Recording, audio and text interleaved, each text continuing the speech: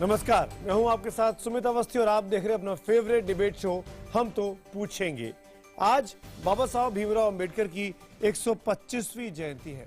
हम सब की तरफ से उनको पूरी तरीके से श्रद्धांजलि और उनके विचारधारा को इस देश में फैलाने और प्रचार प्रसार करने की पूरी जिम्मेदारी हम सब की है।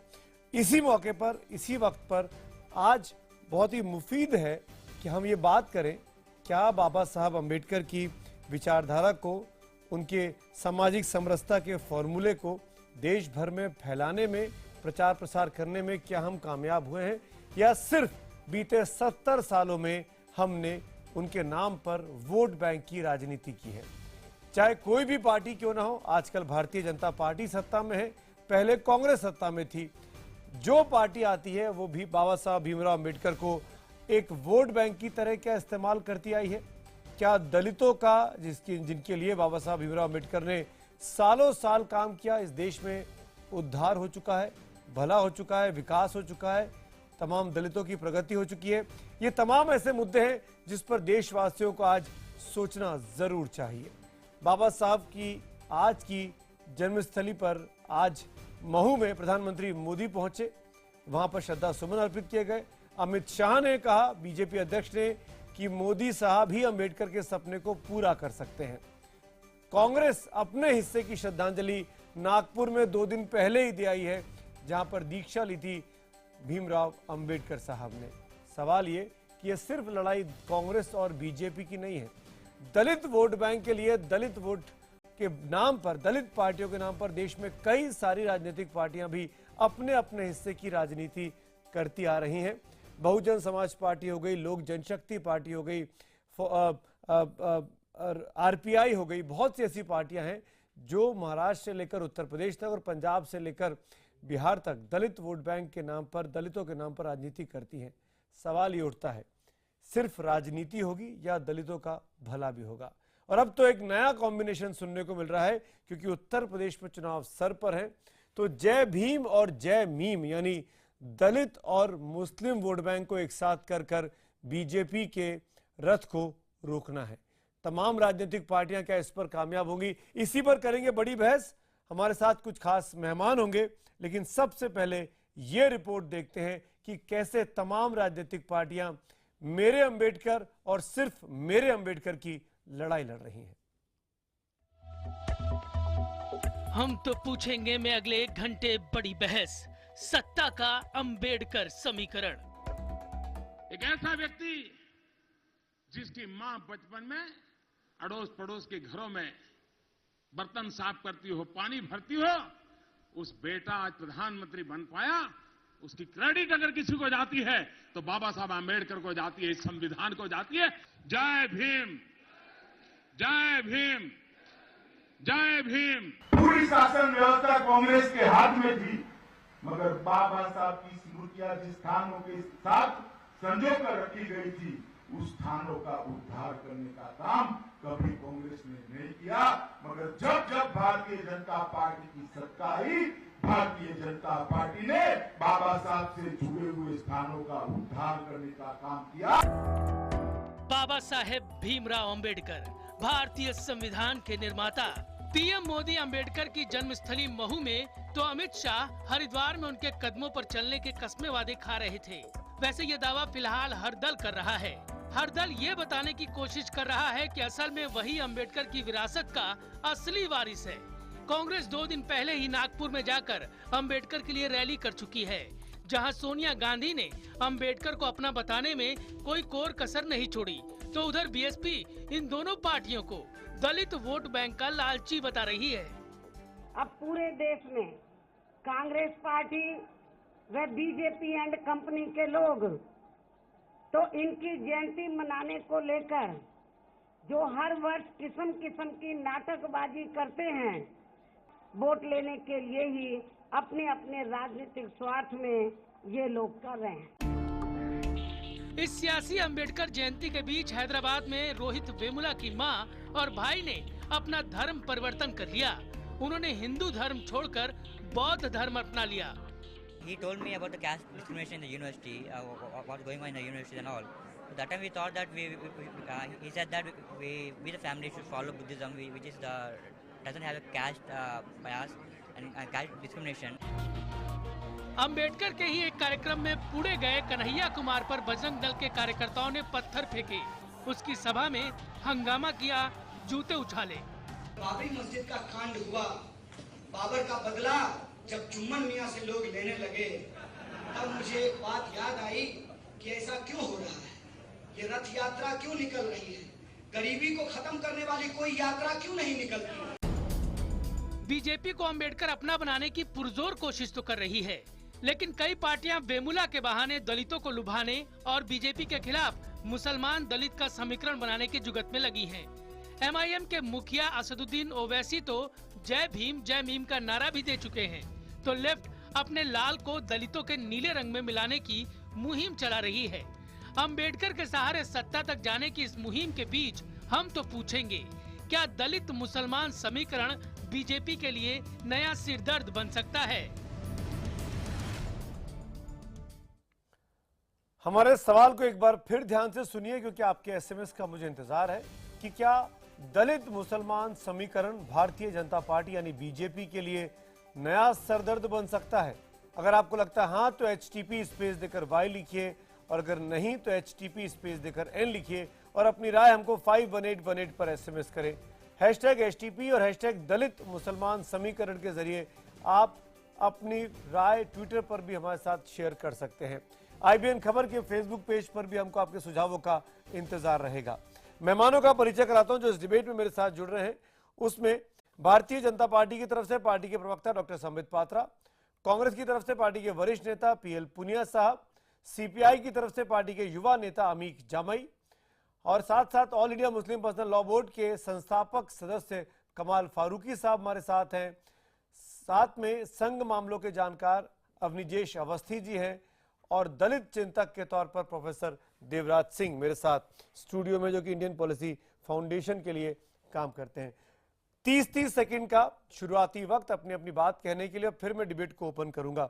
सबसे पहले कमाल फारूकी जी, मैं आपसे पूछना चाहूंगा, आपको लगता है, इन अगले 30 सेकंडों में जानना चाहता हूं, क्या आपको लगता है कि ये जो जय मीम और जय भीम का नारा है, ये भारतीय जनता पार्टी के रथ को उत्तर प्रदेश में रोकने के लिए दिया गया है?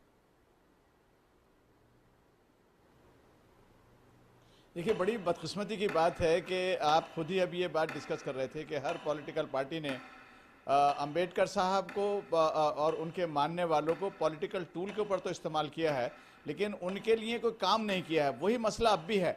ये कोई भी समीकरण हो, ये बताया जाए कि क्या वाक़तन जो शेड्यूल कास्ट शेड्यूल ट्राइब हैं, जिनके लिए बाबा साहब ने पूरी जिंदगी अपनी वक्फ कर दी थी और जिसके लिए कॉन्स्टिट्यूशन के अंदर स्पेशल प्रोविजन रखा था, क्या तमाम पॉलिटिकल पार्टी जो है उसकी सही तरीके से 30 सेकंड्स मैं लौटता हूं। कमाल साहब, मैं लौटता हूं, 30 सेकंड हो गए। कमाल साहब, माफी के साथ 30 सेकंड का दायरा है, उसके अंदर अब बात खत्म करिएगा। मैं आगे बढ़ता हूं। मैं अमीक जमई आपसे पूछता हूं। अमीक जमई, आप लोग कांग्रेस पर और खासकर आजकल तो भारतीय जनता पार्टी पर ये इल्जाम लगा रहे हैं कि उनको दलितों की अचानक याद आ गई है, वो हेडगेवार को भूल गए हैं, वो अपने तमाम नेताओं को भूल गए और अंबेडकर के नाम पर राजनीति कर रहे हैं। लेकिन आप मुझे बताइए, आपने क्या किया अंबेडकर के लिए 30 सेकंड में, कोई भी एक बड़ा काम?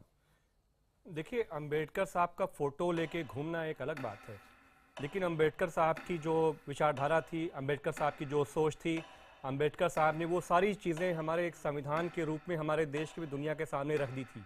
उसकी हिफाजत करना, उसका जो बेसिक प्रियम्बल है उसके लिए लड़ाई लड़ना, उसको बचाना, आज जो हमारे संविधान पे खतरा है उसको बचाना, इस सपने के साथ इस देश की सभी सेकुलर पार्टियां जो है आगे बढ़ रही हैं। और आज देश के लिए सबसे अपमान, सबसे बुरा दिन है कि जब आज बाबा साहेब को कभी बौद्ध धर्म अपनाना पड़ा था और आज जो है उनकी माँ को और उनके आज जो रोहित वेमुला की माँ है, 30 सेकंड के ऊपर भाई को माफी के साथ, अमीक माफी के साथ। लेकिन मैं समझ गया आप क्या कहना चाह रहे हैं कि उन्होंने धर्म परिवर्तन कर लिया।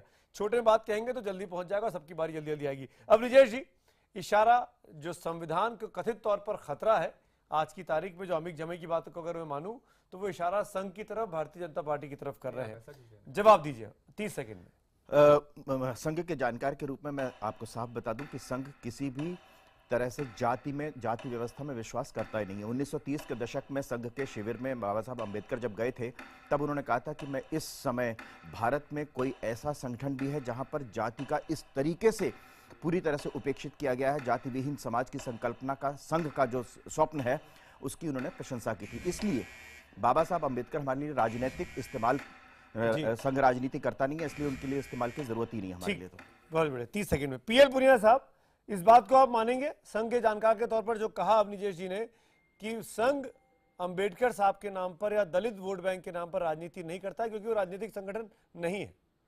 पुनिया साहब, देखिए, राजनीतिक संगठन भले ही ना हो, लेकिन वास्तव में राजनीति में हस्तक्षेप तो करते हैं। संघ की तरफ से जो संगठन मंत्री होते हैं वहीं पर जाके सब पूरा पार्टी को चलाते हैं। और मैं ये जानना चाहता हूं कि अगर ये नहीं तो ये जात व्यवस्था तो पूरी तरह से कायम है, उसके समर्थक आरएसएस है, कोई इसलिए इसको इनकार नहीं किया जा सकता। और इसीलिए सरसंघचालक हों या और हों, जो इनके लिए विशेष निर्धारित है, ठीक है। प्रावधान है। पुनिया साहब 30 सेकंड हो गए, माफी के साथ मुझे आवाज रोकनी पड़ी। संबित पात्रा, मेरा सवाल आपसे बहुत सीधा सा है। बीजेपी को आज बहुत से सवालों के जवाब देने हैं। बीजेपी के ऊपर इल्जाम लगता है कि आप प्रतीकात्मक राजनीति बहुत करते हैं। आप लोग 14 अप्रैल आई तो तमाम चीजों का उद्घाटन हो गए, तमाम चीजों की घोषणाएं हो गई, लेकिन मेरा सवाल आपसे अलग है, इससे इतर है। एक नया नारा दिया गया है जय मीम और जय भीम का। आपको लगता है कि दलित और मुसलमान का कॉम्बिनेशन आने वाले उत्तर प्रदेश चुनावों में बीजेपी को रोकने के लिए बढ़ाया जा रहा है, आगे फैलाया जा रहा है? देखिए सुमित जी, मैं इतना ही कहूंगा, ना केवल भीम ना केवल मीम, अगर बदलना है इंडिया का सीन तो हम सबको बनना पड़ेगा एक टीम। और इसी टीम स्पिरिट को लेकर, जिसको मोदी जी ने कहा है टीम इंडिया, इसी टीम स्पिरिट को लेकर भारतीय जनता पार्टी आगे बढ़ती है, क्योंकि हम चाहते हैं विकास की राजनीति हो और इसमें किसी प्रकार की छुपा छुपी की राजनीति हम बिल्कुल नहीं खेल रहे हैं। सबको लेकर, मीम भीम बाकी अगड़े पिछड़े सबको लेकर आगे बढ़ेंगे, तब जाके हिंदुस्तान आगे बढ़ेगा। और करबद्ध निवेदन है। ठीक है, 30 सेकंड। देवराज सिंह जी, प्रोफेसर साहब, मैं आपसे पूछूंगा 30 सेकंड में, क्या आपको लगता है कि जय मीम और जय भीम के नारे से बीजेपी को डरना चाहिए? देखिए, मैं यहाँ पर थोड़ा क्लियर करना चाहूँगा कि पिछले चुनाव में हम देखते हैं, एनालिसिस करते हैं, जब हम वोट परसेंटेज देखते हैं तो हम देखते हैं कि मुस्लिम वोट किसको ज़्यादा पड़ रहा है। इसमें आप देखिए समाजवादी पार्टी, कांग्रेस और बीएसपी तीसरे नंबर पर रहती है। और जय भीम और जय मीर का जो फॉर्मूला है यहाँ पर, हमें मुझे नहीं लगता कि वो सक्सेसफुल हो रहा है, क्योंकि सच्चाई यहाँ पर कास्ट की है और मुस्लिम भी कास्ट में बिलीव करते हैं। और इसी वजह से बीएसपी का जो पोजीशन है उनके लिए चूज करने में थर्ड पोजीशन पर रहता है। तो ये जो तालमेल है मुस्लिम वोट यूपी का, क्या मीर साहब के साथ जुड़ रहा है या फिर वो बीएसपी के साथ जुड़ रहा है, अभी हमें इसके बारे में क्लियर नहीं कह सकते। ठीक है, चलिए डिबेट को ओपन करते हैं। पहला सवाल सीधे तौर पर संबित पात्रा मैं आपसे पूछना चाहूंगा। जो बात मैंने अभी अमीक से पूछी थी उसी को आपके पास रखता हूं। क्या आपको अपने नेताओं पर भरोसा नहीं रहा? क्या आपकी पार्टी, जिसको ये कहा गया शुरू से कि आप मनुस्मृति को मानने वाली पार्टी है, आप मनुवादी विचारधारा की पार्टी है, श्यामा प्रसाद मुखर्जी, दीनदयाल उपाध्याय, सावरकर साहब, हेडगेवार साहब, क्या ये लोग पीछे छूट गए जो आज अंबेडकर की याद आ रही है? देखिए, मनुवाद क्या होता है, अगर आप लिटरल सेंस में देखें, मैं यहां पर किसी का जात पात में नहीं जाना चाहता, लिटरल सेंस में मनुवाद होता है फ्यूडलिज्म। फ्यूडलिज्म का अर्थ होता है जो पावर ओलिगार्की, आप पावर को कंसंट्रेट करके कुछ व्यक्तियों के बीच में रखे, बाकी को आप द्रवित रखे, बाकी को आप दलित रखे। ये आप अगर इंडियन पॉलिटिकल सिस्टम में देखेंगे सबसे ज्यादा कहां देखने को मिलेगा? यह सबसे ज्यादा आपको कांग्रेस में देखने को मिलेगा। उन्होंने पावर को कंसंट्रेट करके एक परिवार के पास रखा है। आप भारतीय जनता पार्टी और आरएसएस को देख लीजिए, यहाँ पावर किसके पास है? यहाँ पावर सबसे पिछड़ा हुआ व्यक्ति, गरीब व्यक्ति जो संघर्ष करके ऊपर आया है उसके पास है। आप देखिए, आज हम बाबा साहेब की बात कर रहे हैं। बाबा साहेब वो उदाहरण है, संघर्षरत जीवन, शिक्षित बनकर संघर्ष करके संगठित होकर जो व्यक्ति ऊपर आया है वो बाबा साहेब है। नेहरू जी को कॉन्ट्रास्ट कर दीजिए, नेहरू जी वो व्यक्ति थे, मैं सम्मान कह रहा हूं, नेहरू जी वो व्यक्ति थे जिनके कपड़े पेरिस से धुल के आते थे, राजनीति उनको विरासत में मिली। तो कौन ब्राह्मणिकल है, कौन मनुवादी है, ठीक और है, कौन बड़ी बात। मैं चाहूंगा पुनिया साहब जवाब दें। पुनिया साहब, क्योंकि कांग्रेस की बात अमीक, इसके बाद आपकी बारी। पुनिया साहब पहले आप जवाब दें, क्योंकि कांग्रेस पर सीधा हमला है। देखिए, भारतीय जनता पार्टी के साथ दिक्कत क्या है, ये सत्ता में 2 साल से जरूर हैं, लेकिन अभी भी अपोजिशन मोड से वापस बाहर नहीं निकल पाए। आप उन नेहरू जी की बात करते हैं जिन्होंने 10 साल जेल में गए। आप अपने बता दीजिए कि कौन से ऐसे नेता हैं जिन्होंने देश के लिए एक दिन के लिए कुछ उपवास किया हो। तो क्या बात करते हैं, आपको हमेशा वही नजर आता है। ठीक है, उनका इतिहास था, संपन्न थे, अच्छे परिवार से थे, लेकिन देश के खातिर क्या क्या जुल्म नहीं तो उन्होंने सहे। जेल में रह के उन्होंने देश का आंदोलन को चलाया और उसी लेकिन पुनिया साहब करते हैं आप। पुनिया साहब, ये बात भी तो सच्चाई है। पुनिया साहब सुनिए ना, मेरा सवाल सुनिए, आपने जवाब दे दिया। आप ये बात भी तो सच्चाई है कि जब पहली बार अंबेडकर साहब ने चुनाव लड़ा तो नेहरू जी ने पूरी कोशिश की कि वो चुनाव ना जीते। उनके विरोधी के पास जाके उन्होंने कैंपेन भी किया। इस बात से कांग्रेस पार्टी इनकार कर सकती है क्या? देखिए सुमित जी, आप बहुत आपने बीजेपी आरएसएस सब दोहरी, यार आप भी उसी तरह से बात कर रहे हैं। मैं माफी के साथ में कहना चाहूंगा, आप बाबा साहब ने पहला चुनाव आप संविधान सभा में जब वो क्षेत्र जिससे बाबा साहब चुन के आए थे पाकिस्तान चला गया तो डॉक्टर जयकर उनके इस्तीफा दिला के, क्योंकि बाबा साहब का इतना सम्मान और इतना योग्यता क्षमता उनको जरूरत थी, इसलिए संविधान सभा में आए। 1951 में जो पहला चुनाव हुआ लोकसभा का, तो बाबा साहब एक अलग से लगे और हर पार्टी का चुनाव हुआ। हर पार्टी ने अपने कैंडिडेट है, कांग्रेस पार्टी ने भी। आप 100 सेकंड लीजिए, आप मुझे डिस्टर्ब मत करिए। तो आप जब अलग से पार्टी से चुनाव लड़ रहे हैं तो वो हार गए, कांग्रेस पार्टी जीत गई और कांग्रेस पार्टी अकेले वहीं से थोड़ी जीती, 3/4 बहुमत से जीत के आई थी, प्रचंड बहुमत से जीत के आई थी। लेकिन उसके बाद भी अगर राज्यसभा में लेके उनको लॉ मिनिस्टर अगर बनाया तो कांग्रेस पार्टी ने ये चाहा कि बाबा साहब योग्य व्यक्ति हैं, उनकी क्यों मेरी बात पूरी नहीं हुई। उन्होंने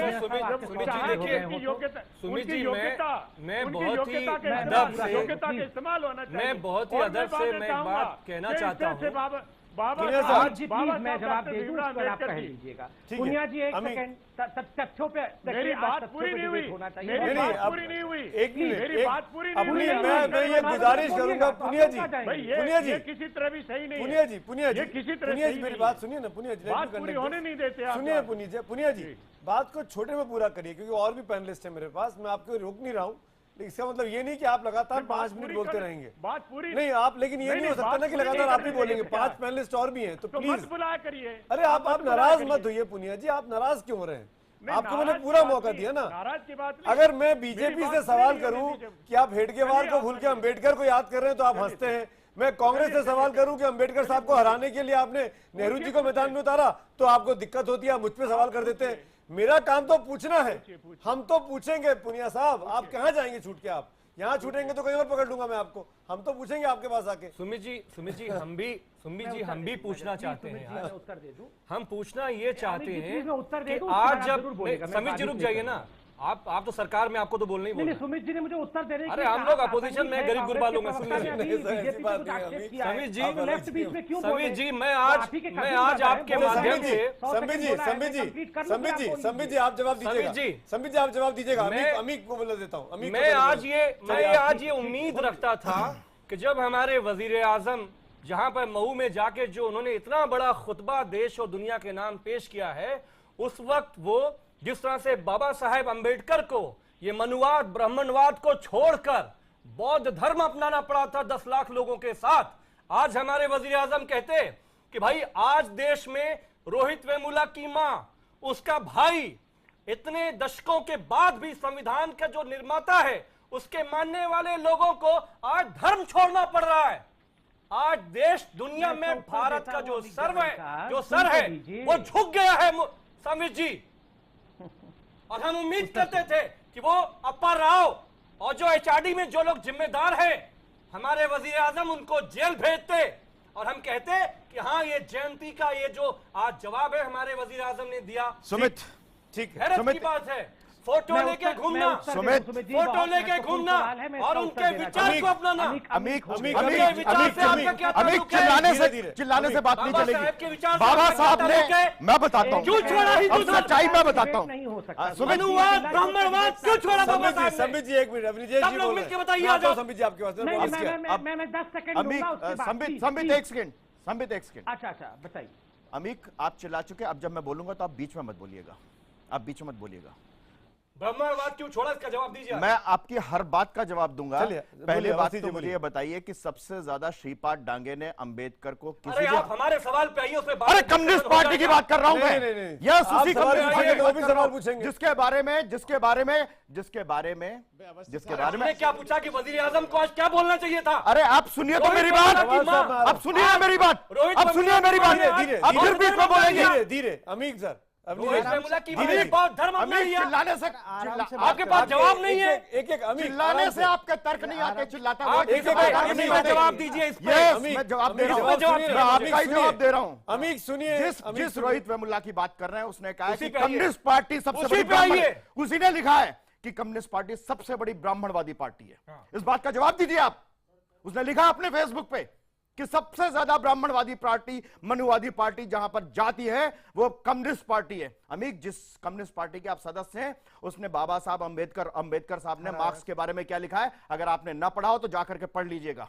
मार्क्स के बारे में क्या लिखा है मैंने, बाबा साहेब और फिर आप बीच में बोल रहे हैं, अब फिर बीच में बोल रहे हैं, अब आप फिर बीच में बोल रहे हैं, अब आप फिर बीच में बोल रहे हैं, अब आप फिर बीच में बोल रहे हैं, अब आप फिर बीच में बोल रहे हैं, अब आप फिर बीच में बोल रहे हैं। आजम को क्या बोलना चाहिए था ये बताइए आप पहले। आपके पास न जवाब है ना तर्क है आपके पास। पूरी दुनिया में आज आपने हमारे भारत का अपमान किया है। भारतीय कम्युनिस्टों ने बाबा साहब अंबेडकर को अपमानित किया और किसी भी हालत में लोकसभा में न पहुंच पाए, इस बात के लिए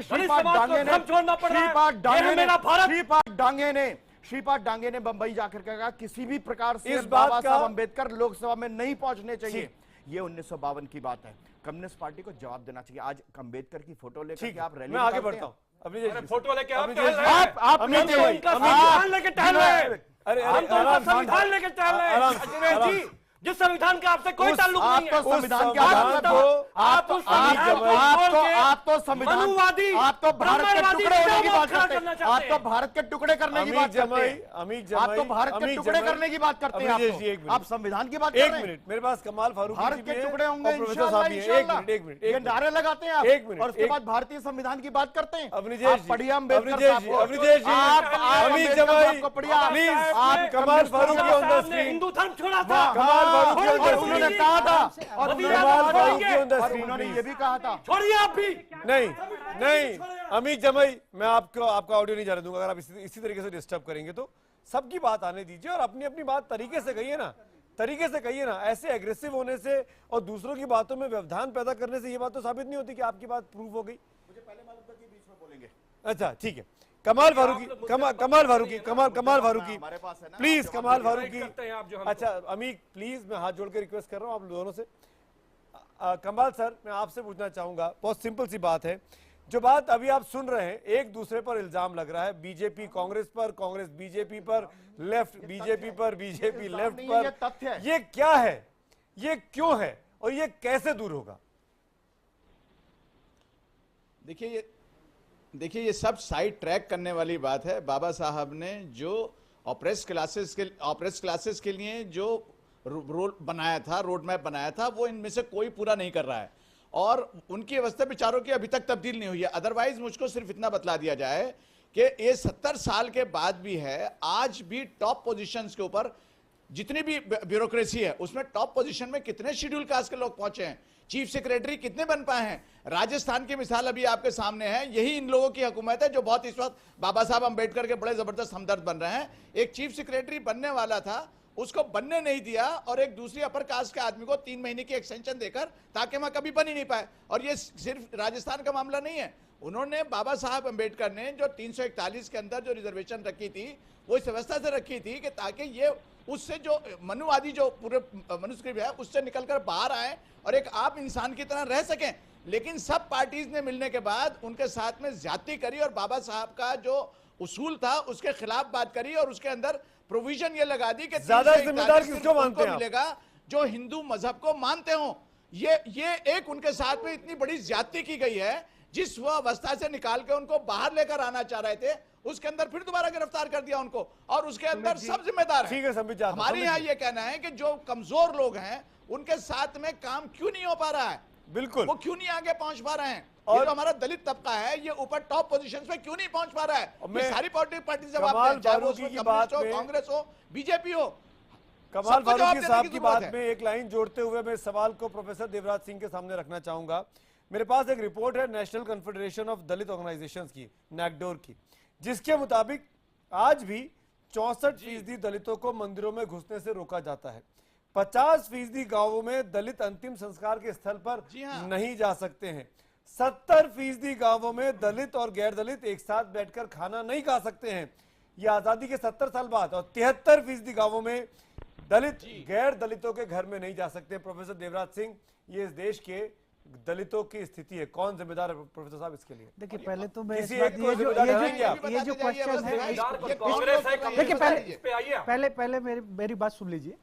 पहले आप जो आंकड़े दे रहे हैं, मैं इन आंकड़ों से सहमत नहीं हूँ। ठीक है। और ये आंकड़े वास्तविकता में नहीं है, ये आंकड़े मुझे फर्जी लगते हैं। रही बात ये कि जो सामाजिक व्यवस्था 1950 से लेकर जो बदलाव आए, ऐसा नहीं है कि समाज में बदलाव नहीं आया है। आज उस तरह के नहीं है कि जैसे आप आंकड़े बता रहे हैं कि इसे इतना परसेंटेज लोग इतना, ये पूरा फर्जी है। क्योंकि आज मैं गांव से आता हूँ, गांव की जो रिपोर्टें हैं, हम जब से डेमोक्रेसी स्टेब्लिश्ड हुई है, हर व्यक्ति एक के घर दूसरे के घर जा रहा है। ऐसा नहीं है वहां पर अंतर के उसके घर नहीं जा रहा है, उसके घर खा नहीं रहा है। डेमोक्रेसी के आने से उसे वोट चाहिए, उसे वहां पर अपना मिलकर काम करना फारूकी जी ने कही, उसको काउंटर करिए ना। कितने सीनियर पोजीशंस पर ब्यूरोक्रेट्स इस देश में चीफ सेक्रेटरीज, प्रिंसिपल सेक्रेटरी बन पाए, बताइए। देखिए उस रेशियो में मैं कह रहा हूँ, ये बात सही है कि उस रेशियो में जो रिजर्वेशन है उसके प्रोपोर्शन में अभी तक इसका जवाब तो पुनिया साहब दे सकते हैं। नहीं, और इसके लिए चेयरमैन है वो प्रोफेसर साहब, पुनिया साहब दे सकते हैं। एससी एसटी कमीशन का चेयरमैन तो एससी बनेगा ना, उस कमीशन का चेयरमैन तो दलित ही बनेगा। पुनिया साहब देंगे ना। आप उस बात को कह रहे हैं, मैं आपसे कहता हूं कि अगर कोई दलित का बच्चा अगर प्लेट छू लेता है, उसको आप मार देते हैं। कब हो रहा है ये? आज हो रहा है ना। संबित पात्रा बोलना चाह रहे हैं। संबित पात्रा जवाब दीजिए। सरकार आपकी है, नाम बता दे, जिम्मेदारी आपकी है। दलित प्रिंसिपल सेक्रेटरी का अगर सब शांत हो जाए तो बड़े हम संजीवता के साथ इस डिबेट को आगे बढ़ाएं। देखिए मैं यहाँ पे एक मेजर सवाल उठा है कि आज रोहित वेमुला का परिवार बुद्ध धर्म को ग्रहण कर गया, हिंदुइज्म में कुछ रिफॉर्म्स होना बाकी है। आप देखिए यहाँ पर अभी फारूकी साहब मौजूद है। मैं फारूकी साहब से कहूंगा, आपने वाजिब प्रश्न उठाए हैं। मैं आपसे कहता हूं कि आप भी अंबेडकर जी को मानते होंगे। अंबेडकर जी ने जो कहा है, मैं कोट करता हूं, The Muslim woman is the most helpless person in the world. No words can adequately express the great and the many evils of polygamy, and especially as a source of misery to a Muslim woman. Slavery today has gone, but caste among Muslimans has remained. Ambedkar साहब ने शुरू से ही uniform civil code की बात की, मुसलमानों के अंदर किस प्रकार की रिफॉर्म की आवश्यकता है। और आगे मैं पढ़ नहीं रहा हूं क्योंकि बहुत गलत बात कह रहे हैं आप हमेशा। देखिए मैं आपको रोकूंगा, उसकी वजह है कि आप बिल्कुल गलत बात कह रहे हैं। नहीं, आप बिल्कुल गलत बात कह रहे हैं। उन्होंने ये कहा था, उन्होंने ये भी कहा था, जब आप कोट कर रहे हैं तो सही कोट कीजिए। नहीं, लेकिन आप गलत कोट मत कीजिए। नहीं, मैं गलत नहीं बोल रहा हूं, मैं कोट कर रहा हूं अंबेडकर जी की किताब से। आप उन्होंने ये भी कहा था, आपको दिखा दूंगा। उन्होंने ये भी कहा, जब आप यूनिफॉर्म पाकिस्तान और द पार्टीशन ऑफ इंडिया, आप इसको पढ़िए। आपने पढ़ा नहीं है साहब, आपने पढ़ाई नहीं की है, अच्छी तरह से पढ़िए। आप लोग बोलने से पहले पढ़ते क्यों नहीं है, ये दिक्कत है। आपको पढ़ने की जरूरत है। बिल्कुल नहीं पढ़ा है। बताइए मैंने कौन से चैप्टर को पढ़ा अभी, ये बताइए आपकी हुकूमत में चीफ सेक्रेटरी कितने बने? मैं चैप्टर वाइज पढ़ दूंगा। आप मुझको ये बताइए, अभी की बात बताइए, मुसलमानों को छोड़िए। आप ये बताइए चीफ सेक्रेटरी कितने बनाए आपने? आप ये बताइए टॉप पोजीशन पर हिंदुइज्म के बारे में लेक्चर मत दीजिए।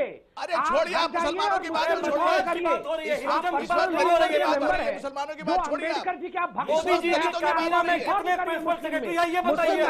हालत है। अंबेडकर जी बहुत चिंतित थे। आप वो करिए जाके, हमें मत शिक्षा दीजिए यहाँ पे। अच्छा खासे हमारे पास अपना संभालता नहीं है, दूसरों को ठीक करने आ जाते हैं। आप मना कर दीजिए, डिबेट में ना बुलाया करें। एक एक करके बात नहीं नहीं आप यहाँ के हिंदुइज्म पे लेक्चर मत दीजिए मुझे। आपने इस्लाम का रिफॉर्म कर दिया साहब। किस बात का जवाब? इस्लाम का रिफॉर्म आपसे होता नहीं है, आप उसके मेंबर हैं, और यहाँ आके आप हिंदुइज्म पे मुझे लेक्चर दे रहे हैं कि हिंदुइज्म इतनी खराब रिलीजन है, हिंदुइज्म को लोग छोड़ के चले जा रहे हैं। ये सब मुझे मत सिखाइए। घर जाके पहले अपने आप को ठीक करिए और नेहरू जी के लिए अम्बेडकर को कर देता हूँ। मीम और भीम की बात की, मैं मीम और भीम पे अम्बेडकर जी को कर देता हूँ। संबित पात्रा मेरे एक सवाल का जवाब देंगे आप? मेरे एक सवाल का जवाब देंगे? बताइए की बात नहीं हो रही यहाँ, अम्बेडकर साहब की बात। एक मेरे संबित जी से पुनिया साहब कमाल फारूकी जी, आपकी इजाजत से एक सवाल में संबित पात्रा से पूछना चाह रहा हूं। और भीम पे क्या कहा है वो संबित पात्रा उनके रेजिग्नेशन लेटर में है। संबित पात्रा एक चीज का जवाब दीजिए आप मुझे। मतलब एक सवाल है, इसके दो पहलू हैं। रोहित वेमुला का परिवार बौद्ध धर्म अपनाता है, कोई और हिंदू धर्म को छोड़कर, इसको आप किस तरीके से देखते हैं? और दूसरा, अंबेडकर साहब ने जब धर्म बदला तो वो हिंदू नहीं रहे, उन्होंने भी बौद्ध धर्म को अपनाया। आपको लगता है कि वो हिंदुइज्म से नाराज थे, हिंदुइज्म की रीतियों से उनको परेशानी थी, तभी वो धर्म छोड़कर गए? बिल्कुल, देखिए आपका बहुत वाजिब प्रश्न है और संगीन प्रश्न है, मुझे प्लीज मैच्योरिटी के साथ इसका उत्तर देने दीजिए। जहां तक रोहित वेमुला का सवाल है, देखिए रोहित वेमुला को हम सब सम्मान करते हैं, वो उनका व्यक्तिगत विचार है, वो धर्म परिवर्तन कर सकते हैं। मगर अंबेडकर स्टूडेंट एसोसिएशन हैदराबाद में वेमुला को अलग करता हूं और अंबेडकर स्टूडेंट एसोसिएशन और लेफ्ट को लेता हूं। आपको याद है जब मैं बताता हूं, जब राजाकार जो थे हैदराबाद में, राजाकार ने इंडिया के खिलाफ और हैदराबाद को इंडिया के इंटीग्रेशन के खिलाफ आवाज उठाई थी, तब जब दलित छात्रों ने, राजाकारों का कुछ दलित छात्रों ने साथ दिया था, तो अंबेडकर जी ने यह स्टेटमेंट जारी किया था, मैं पढ़ देता हूं। I quote, Hyderabad state scheduled caste must not support the Nizam or Ittihad ul Musalman under any circumstance. Ittihad ul Musalman मतलब जिसमें आज ओवैसी जिसको आज हेड करते हैं। No scheduled caste member should join hands with anti-India forces bringing disrepute to their caste. तो जो लोग कहते हैं याकूब मेमन को मारोगे हर घर से याकूब निकलेगा, अफजल तेरे कातिल जिंदा है, यहाँ अमित बैठे हैं, वो अफजल गुरु के समर्थक हैं, वो पाकिस्तान के समर्थक हैं। क्या वो अम्बेडकर के हमारे साथ में यही प्रॉब्लम है,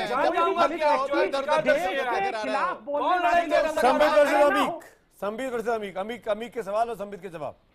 रजाकारों के खिलाफ कौन लड़े थे हैदराबाद में? एक नाम बता दीजिए। मैं यहाँ जवाब नहीं दूंगा, आप अफजल गुरु के समर्थक हैं, आप बताइए अम्बेडकर जी के समर्थक कैसे हो सकते हैं? निजाम रजाकारों के खिलाफ मखदूम मोइनुद्दीन की क़यादत में, अफजल गुरु के राजेश्वर राय की क़यादत में कम्युनिस्ट पार्टी लड़ी आंध्र प्रदेश में। समर्थक है जब आप लोग मुखबिरी कर रहे थे अंग्रेजों की जब आप मुखबिरी कर रहे थे, 1942 में आपने विरोध किया, 1942 में आपने विरोध किया, 1962 में चीन का साथ दिया आपने। आप हिंदुस्तान की बात करते हैं, आप सवाल आप नहीं पूछेंगे। 42 में आपने 62 सवाल आपने गायब कर दिया। अरे इस सवाल का जवाब दो। जी का भी 42 में अंग्रेजों का बाबा साहब 62 में चीन का साथ क्यों जलाई? बाबा साहब ने मनुस्मृति क्यों जलाई? मिलके जवाब दो हमको आप लोग आज। 42 और 62 का भी क्यों जलाई बाबा साहब ने? 42 और 62 का भी जवाब दो फिर। बात करना 42 और 62 का जवाब दो।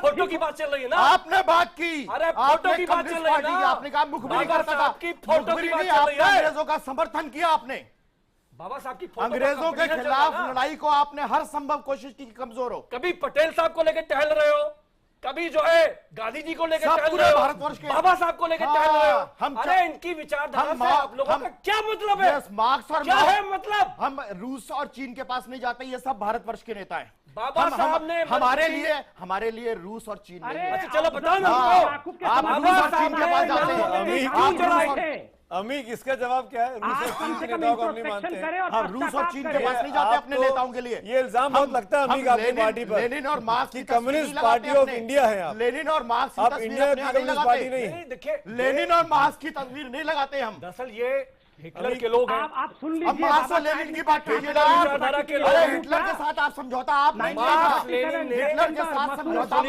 रूस ने किया था। सुन लीजिए ना, पोलैंड को आधा आधा बांट लेंगे, पोलैंड को आधा आधा बांट लेंगे। जो 10 से 6 नौकरी है ना, तब तक 10 से 6 की जो नौकरी है ये मार्क्स ने दिया। आपका दोस्त था, हिटलर ने नहीं दिया था, जिसके समर्थक आप लोग हो। हिटलर के साथ दोस्ती किसने की थी? रूस ने की थी। रूस की सबसे ज्यादा अच्छा मेन बात बताओ ना। अरे बोलिए ना बाबा आप। साहब ने क्यों छोड़ा हिंदू धर्म?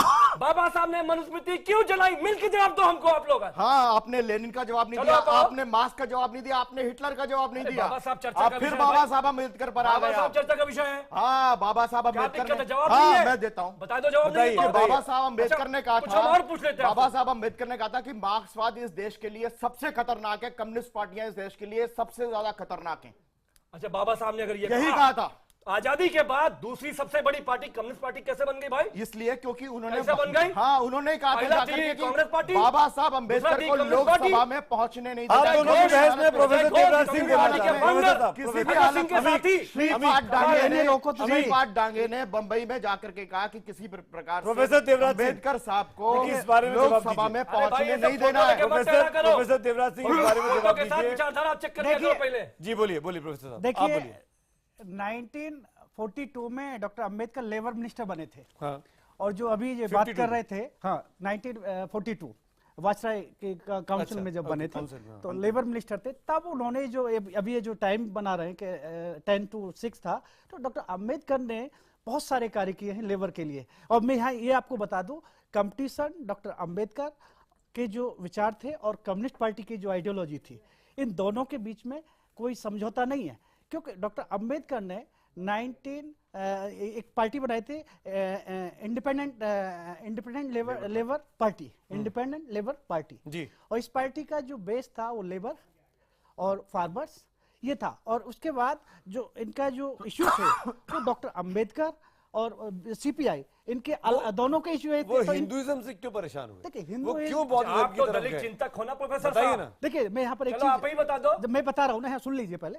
काहे जलाया मनुस्मृति को, बताओ। आप ये देखिए, आप बात कर रहे हैं कि बुद्ध धर्म क्यों गए डॉक्टर अंबेडकर, बुद्ध धर्म में क्यों गए? डॉक्टर अंबेडकर ने कोई अलग धर्म नहीं अपनाया है, और जो बुद्ध धर्म है उसका ओरिजिन इंडिया में है। और बुद्ध धर्म की विशेषता है समानता, स्वतंत्रता और बंधुत्वता। ये महत्वपूर्ण विशेषता है इसकी। और दूसरी बात यह है कि बुद्ध धर्म में लोकतंत्र है, बुद्ध धर्म में हमें लोकतंत्र देखने को मिलता है। और ये फिलॉसफी डॉक्टर अंबेडकर ने यूरोप से नहीं ली है, ये फिलॉसफी उन्होंने सारे धर्मों का, रूस से नहीं ली, सारे धर्मों का जो अध्ययन किया है उसमें उन्होंने अपना ठीक है, मैं जानता हूं आपको मना होगा जवाब देना। पीएल पुनिया साहब, अमिक नहीं, ये गलत बात है, ये गलत बात है कि इस तरीके के व्यक्तिगत मुद्दों पर बात करिए। पीएल पुनिया, आप जवाब दीजिए। पीएल पुनिया, पीएल पुनिया, आपसे पूछा कि आप लेनिन और मार्क्स की अमीर क्यों लगाते हो? अमीर और अवस्थी, पटेल और अमीर और अवस्थी जी, आप अमीर और अवस्थी जी, आप लेनिन और मार्क्स, अमीर और अवस्थी जी, एक मिनट। आपने जवाब पीएल पुनिया प्लीज। पुनिया साहब मैं आपसे पूछना चाहूंगा, बीजेपी तो सत्ता में आई अभी 2 साल पहले, और 2 साल भी पूरे नहीं हुए। और अगर हम पहले का शासन मिला लें वाजपेयी जी का तो 6 साल, उसके पहले भी अगर इमरजेंसी का दौर मिला ले तो 2-2.5 साल की गैर कांग्रेसी सरकार रही। तो इस देश में बीते 70 सालों में 60 साल कांग्रेस की सरकार रही।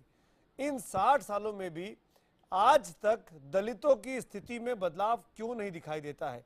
क्यों ऐसी रिपोर्ट्स आज भी सामने आती हैं जिसमें यह कहा जाता है कि इस देश में 60 से 70% दलित मंदिरों में नहीं जा सकते, सवर्णों के कुओं से पानी नहीं पी सकते? ये स्थिति क्यों है? पुनिया साहब, आप तो कमीशन के चेयरमैन भी हैं, आप हमसे बेहतर जानते हैं। देखिए, जो फिगर्स बताई जा रही है 70-80% इतनी भले ही ना सही हो, लेकिन ये सही है कि मंदिरों में प्रवेश करने पे कई जगह मनाही है और हर प्रदेश में इस तरह की बात है। दूल्हा अगर घोड़ी पे चढ़ के बारात निकालता है उस पे लोगों का आपत्ति है। जो महिलाओं के ऊपर सबसे ज्यादा अत्याचार की घटनाएं वो हो रही हैं। तो हम तो अपनी रिपोर्ट में, राष्ट्रीय अनुसूचित जाति आयोग रिपोर्ट में राष्ट्रपति जी को हर साल प्रस्तुत करती है कि इसके ऊपर होना चाहिए कोई न कोई। तो ये हुआ क्यों नहीं? आप तो कांग्रेस पार्टी के प्रवक्ता के तौर पर मेरे साथ बैठे हैं, 60 साल कांग्रेस का शासन रहा, ये क्यों नहीं बदली? पुनिया साहब, इसकी जवाबदेही भी तो तय होनी चाहिए। देखिए, मैं आपसे पूछ रहा हूं, आप मेरी बात सुन लीजिए जी, प्लीज आप जरा डिस्टर्ब ना करें। ये एक सरकार का काम है, एक समाज का काम है। ये सामाजिक बुराई है, इसको एक सामाजिक एक चेतना या आंदोलन के माध्यम से इसमें होना चाहिए। जहां तक अपराध को रोकने की बात है, जो आर्टिकल 17 में अनटचेबिलिटी को बैन किया गया, फिर जो protection of civil rights act 1950 में बना, 55 में बना, वो भी अगर नहीं हुआ तो फिर SC/ST prevention of atrocities act 1989 में बना, और उसके बाद में अभी 2016 में संशोधित भी हुआ है। ये है कानून, लेकिन ये भी अपनी जगह सही है कि अपराध हर साल बढ़ रहे हैं, अपराध हर साल बढ़ रहे हैं, और उसमें गंभीर से गंभीर अपराध बढ़ रहे हैं, और ज्यादा से ज्यादा सबसे ज्यादा पुनिया साहब, जो पुनिया राजस्थान साहब, में आपने कहा एक राजनीतिक इच्छा शक्ति होनी चाहिए, एक सामाजिक जिम्मेदारी होनी चाहिए।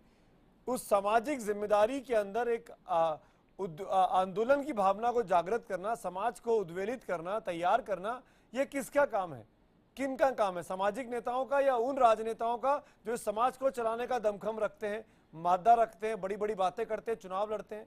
क्या कांग्रेस पार्टी की कतई कोई जिम्मेदारी नहीं रही? ईमानदारी से बताइएगा। देखिए, अरे ईमानदारी बात करने दीजिए।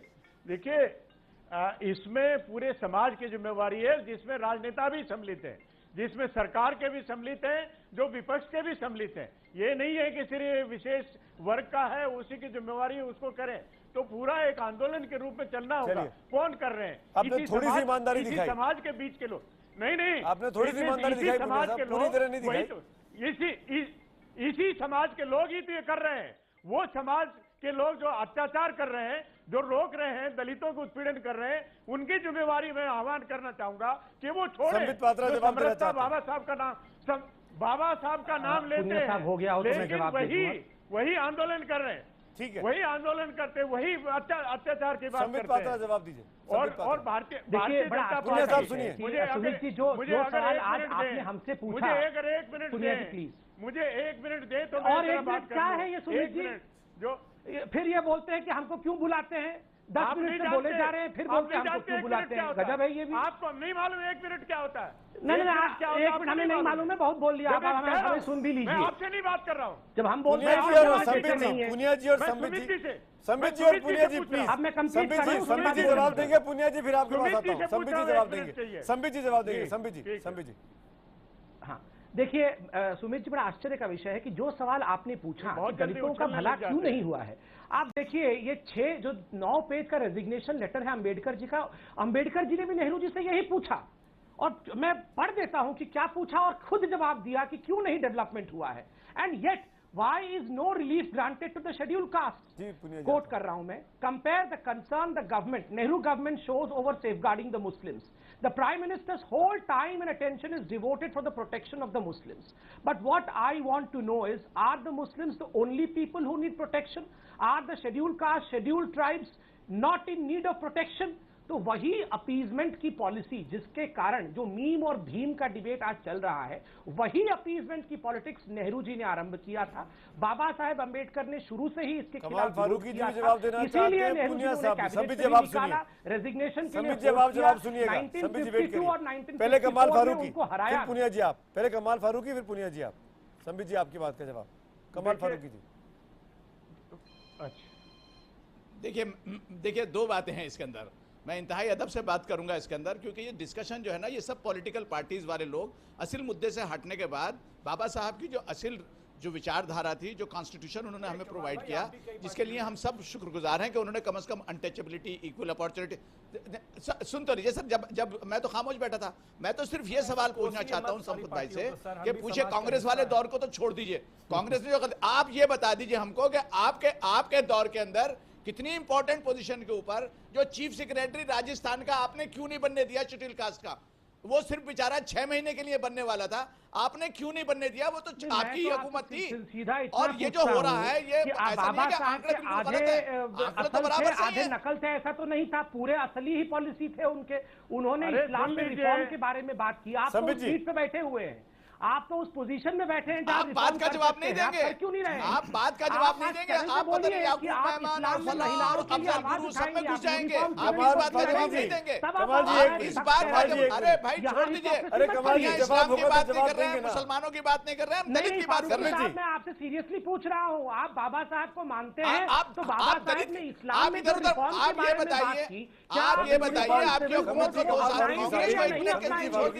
आपकी 2 साल की हुकूमत हो गई, पुनिया साहब आपने जवाब कितने दीजिए। चीफ सेक्रेटरी बनाए, आपने टॉप पोजीशन पे कितने लेकर भाई आए ये दलित को, जरा ये इनको- बताइए ना। हाँ कमाल साहब, पुनिया साहब जवाब देना चाह रहे हैं संबित जी के सवाल पे जो रेजिग्नेशन लेटर उन्होंने पढ़ा था। देखिए, जी, पुनिया साहब बोलिए। दो के रिजिग्नेशन लेटर की मैं बात कर दूं, बाबा साहब ने इस्तीफा इसलिए दिया था, हिंदू कोड बिल लाना चाहते थे, कैबिनेट ने पास किया, पार्लियामेंट में लाए, तो किसने विरोध किया? हिंदू महासभा, ये 5वां उन्होंने कारण पढ़ा विरोध मैंने। किया, उन्होंने दिल्ली में कारण दिखा दूं रेजिग्नेशन लेटर, देखिए 9 पेज का रेजिग्नेशन लेटर है, 6 कारण है, 6 कारण। हिंदू अगर 6 कारण पढ़ दूं तो नेहरू की रिपोर्ट खुल जाएगी। बाबा साहब डॉक्टर भीमराव अम्बेडकर के पुतले फूके, बाबा साहब के पुतले नहीं आप बताइए, बाबा साहब ने खुद नेहरू जी ने क्या क्या कहा है, पढ़ दूंगा तो नेहरू जी की सारी पोल खुल जाएगी। आज जगह जगह सारी पोल खुल जाएगी नेहरू जी की, खोल दूं? नाम ले रहे, खोल दूं? आप बोलो तो खोल दूं नेहरू जी का पोल। नंबर 1 कारण रेजिग्नेशन का। संबित जी, संबित जी, संबित जी, हम अपने दायरे में रहकर बात करते हैं। एक मिनट। डिपार्टमेंट में नहीं लाए। नंबर 2 संबित जी, कारण संबित जी, पुनिया जी एक मिनट, संबित जी, पुनिया जी एक मिनट। सोचा मेरा सवाल, सुमित जी पुनिया साहब, आप अगर बात सुने तो इस बाकी को बंद करें, इनको हिदायत दीजिए कि इस तरह से ना बोले। जब वो बोलते हैं अपने प्रवचन देते हैं, हम बंद रहते हैं, अब चुप रहते हैं, लेकिन इस तरह से बदतमीजी ठीक नहीं बंद कहाँ रहते हैं? नहीं, आपने विशेष रूप से वो विशेष रूप से अनुरोध करना चाहूंगा कि इस तरह से, तो मैं सिर्फ ये कह रहा था, इस्तीफा उन्होंने दिया, हिंदू महासभा ने जगह जगह विरोध किया था, बाबा साहब के पुतले फूके थे, उन्होंने कहा कि जब महिलाओं को मैं अधिकार नहीं दे सकता, आपके प्रधानमंत्री बाबा साहब को राज्यसभा में लाए। चलिए पुनिया साहब, संबित जी एक मिनट, मेरे पास दूसरी राजनीतिक शख्सियत है यहाँ पे, लेफ्ट के अमीक जमई, मैं कुछ सवाल अमीक जमई से जवाब दीजिए इन बातों का। नहीं ये जवाब नहीं दे पाएंगे सर, आप नहीं लोग जवाब इन दे बातों रहे ना, मैं अमीक जमई से पूछता हूँ, मैं टाइम जाया नहीं करता हूँ क्योंकि जवाब नहीं दे पाएंगे आप इन बातों का।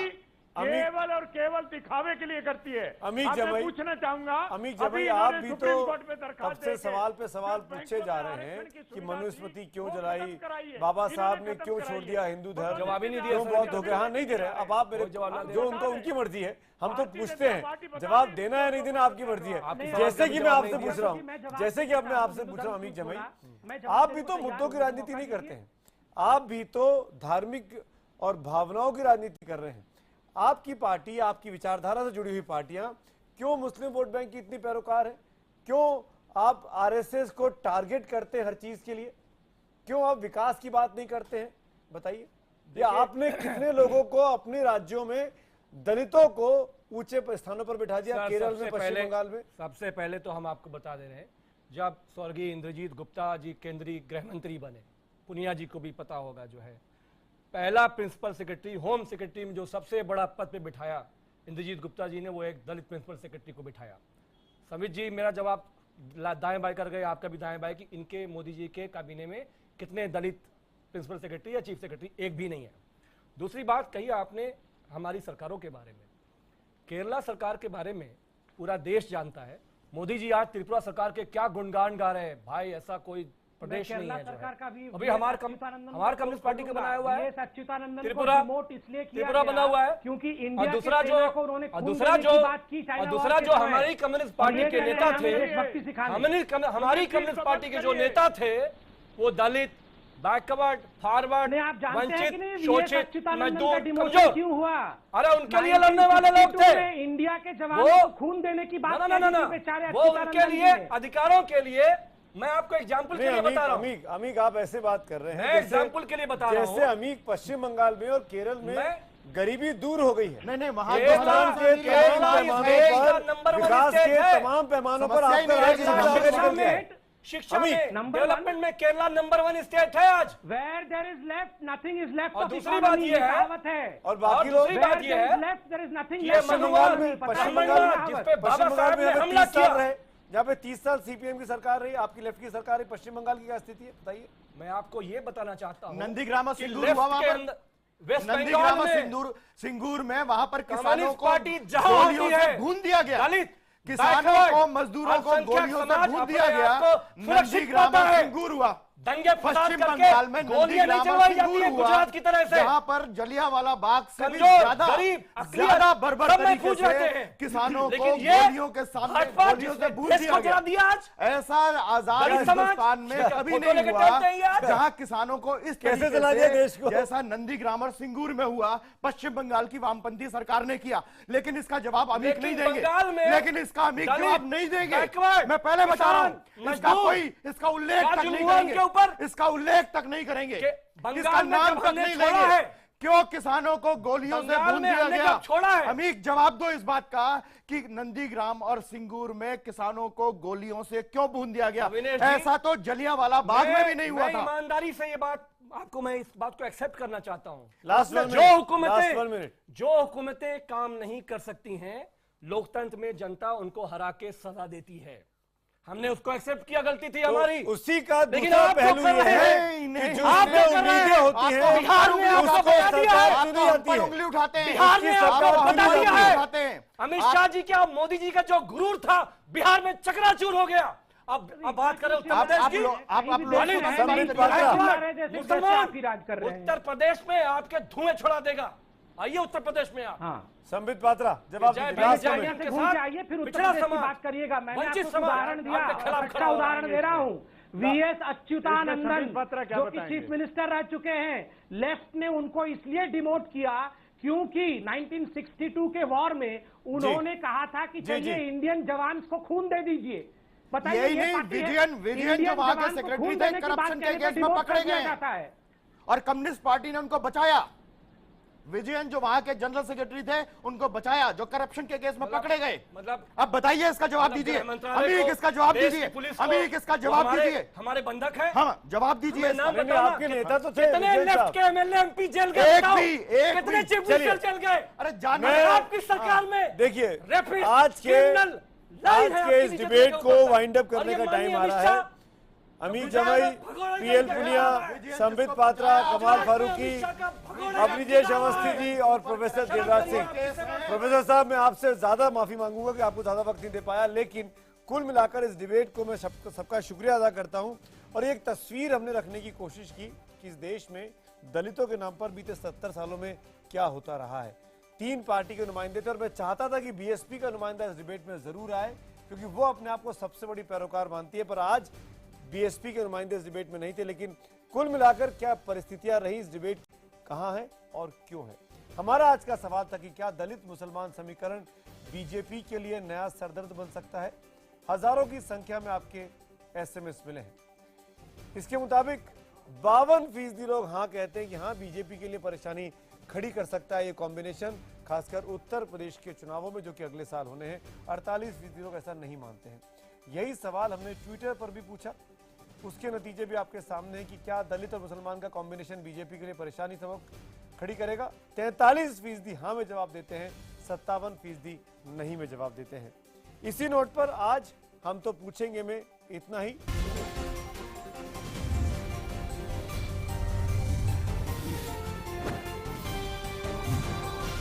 कि वो दिखाती है कि 70 सालों में दलितों की स्थिति